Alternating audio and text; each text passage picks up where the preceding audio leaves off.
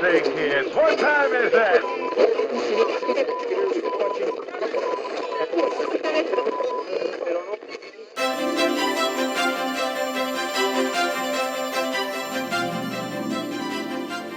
Hey everyone, Keith here from GeekTime TV, and I just want to talk about something that's kind of personal to me. It's the Olympics time.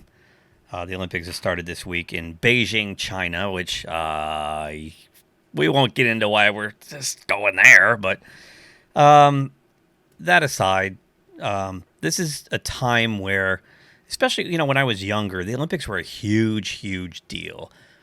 To turn it on for 2 weeks and watch these amateur athletes who have worked so hard, training for 4 years, sometimes longer, to compete against the rest of the world in all these competitions. And I always personally, I like the Winter Olympics better. I'm a winter guy. I play hockey. I love to be outside in the snow.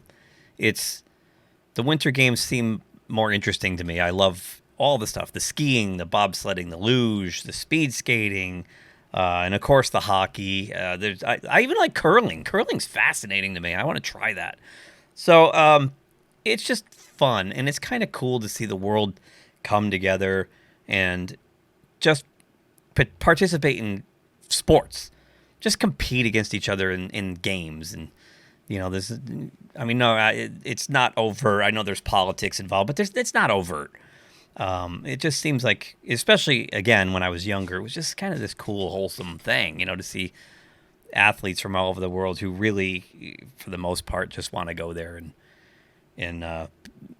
try to win, but, of course, exude sportsmanship, which is the most important thing, to, set an example for younger kids and whatnot.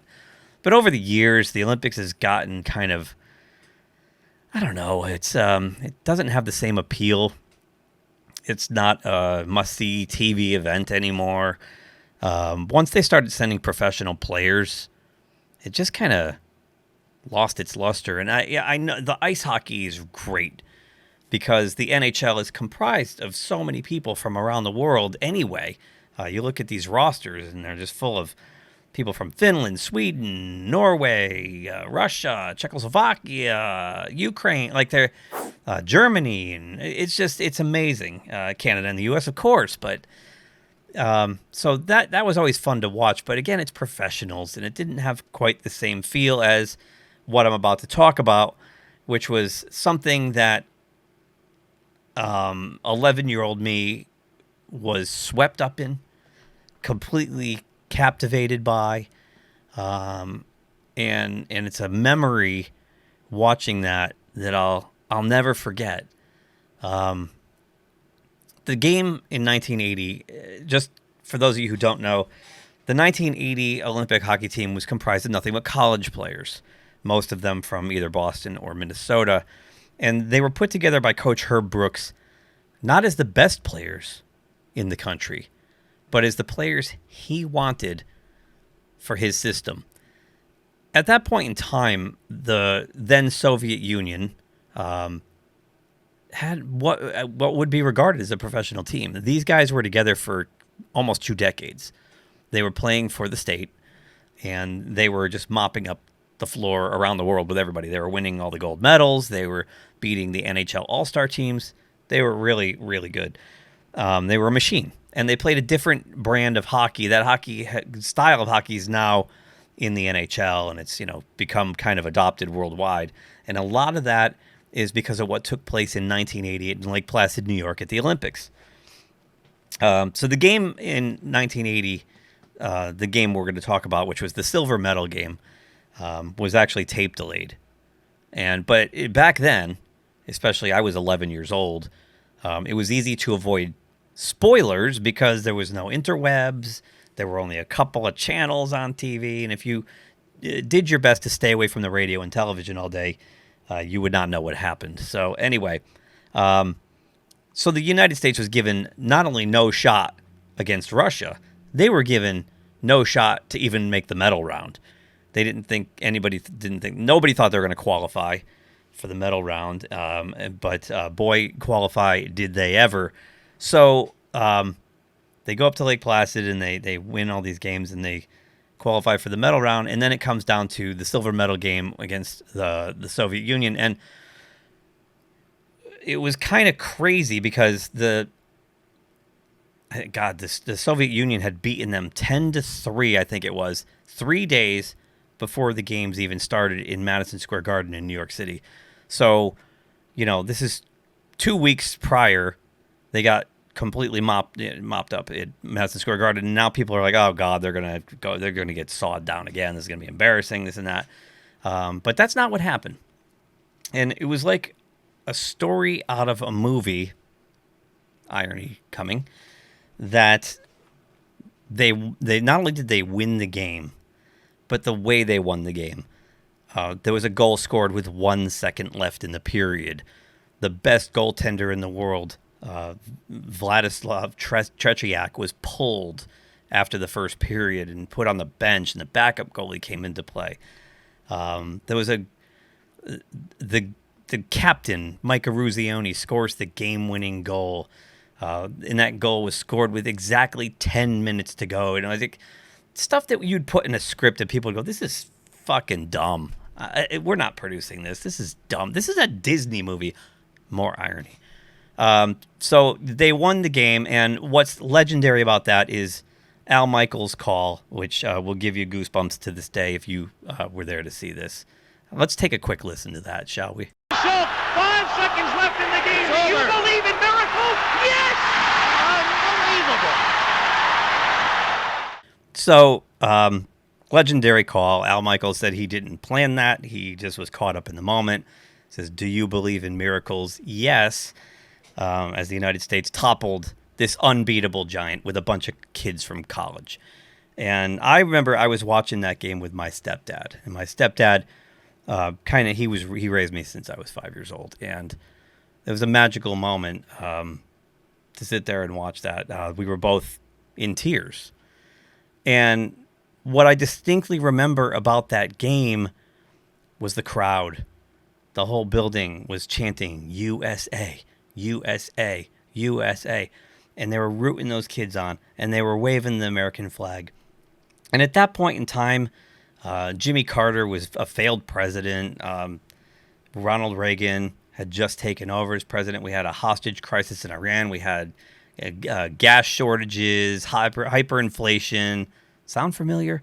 And this was a moment that transcended sports and brought the whole country together. And there's been several times in modern history where this has happened. And I'll never forget the feeling of pride that I felt, and so many people felt, that the little United States hockey team beat the big bad Soviets on the brink of a Cold War. The Russians had just gone into Afghanistan. We were going to boycott the summer games in Moscow.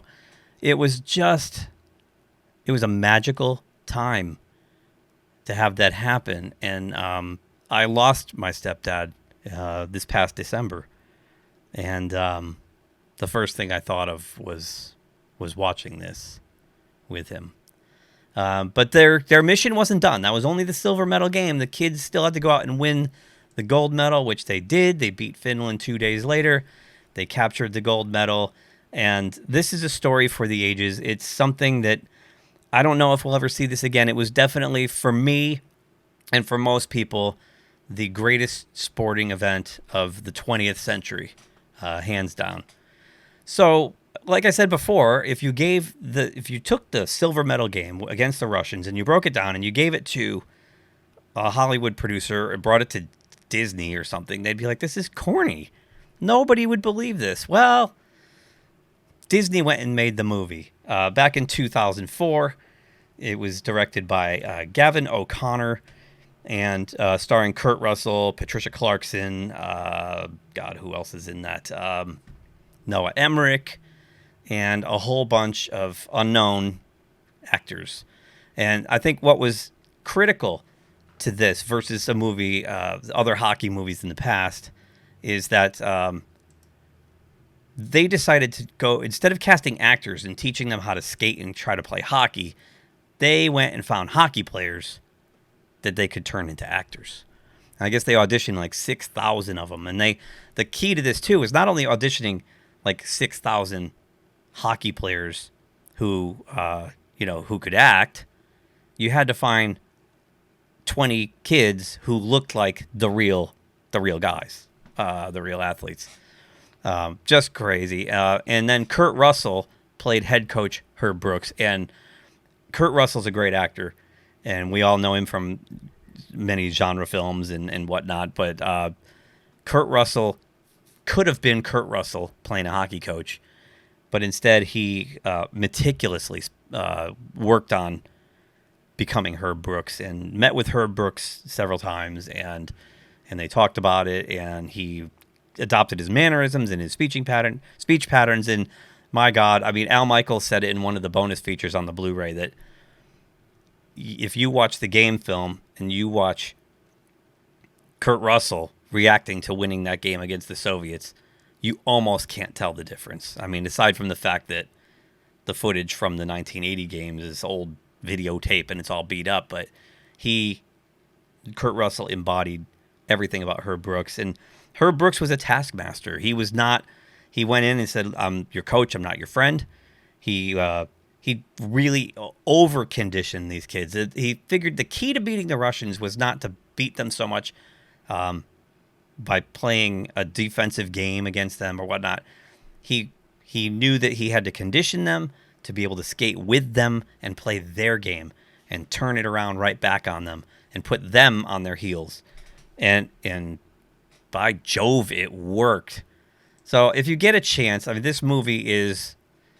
absolutely, I love it. I know it comes off as a typical sports film, but the fact that it's based on a true story, the actors really looked enough like the real guys that it took me. I remember I went to see it in the theater alone because I was afraid I'd get emotional, and I did, because I went right back to the living room in 1980, and when they win that game, the emotions come just pouring out of everyone on the screen. I'm getting a little weird about it now. Absolutely worth a watch, especially now with the Olympics going on. Give it a shot. It's well worth it. Miracle.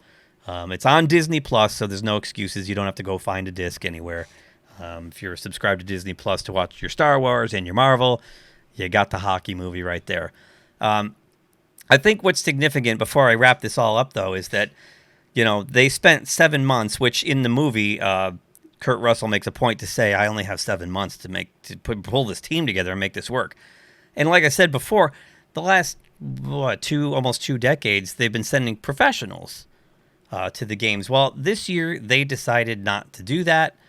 Let's see here. On December 22nd, the NHL decided not to go, mostly because of the COVIDs. They didn't want to go, so they really left the U.S. Olympic Committee no time to put a team together. So U.S. Hockey General Manager John Van Beesbrook, who was a phenomenal goalie back in his day, if you guys follow hockey, you would know that, grabbed Coach David Quinn, Mike Hastings, and Brett Larson as assistant coaches, and they had to quickly put together a team of college kids. They wrangled them all together. Here they are here. You can find them on the usahockey.com website. And they only had, about a month. They announced the team on January 13th. Less than a month. I don't know how. God bless them. I don't know how they're going to get this done. But in a way, it's kind of cool. I'm glad the college kids are going again. I just wish the NHL made up their mind a lot sooner to give the coaching staff time to try to get some kind of chemistry with all these kids. I don't know. But hey, you know what? Let's go USA Hockey. Let's go USA in the Olympics. And I'll never forget 1980, the Miracle on Ice. Just absolutely phenomenal event to live through, and I'm glad I saw it in person. That's it for me. Hope you enjoyed the video. If you did, please give us a thumbs up. If not, give us a thumbs down. Please comment, like, share, and most importantly, subscribe. That's it, and I'll see you guys in the next video. Schultz, 5 seconds left in the game. Do you believe in miracles? Yes! Unbelievable. If you enjoyed this video, please give us a thumbs up below. Also, please subscribe to GeekTime TV. It really helps us grow the channel. And make sure you hit that bell icon in order to receive notifications every time we drop new content here. You can also check us out on social media on Twitter, Facebook, and Instagram at GeekTimeNet. Thanks again for watching. We will see you soon. Say, kids, what time is that?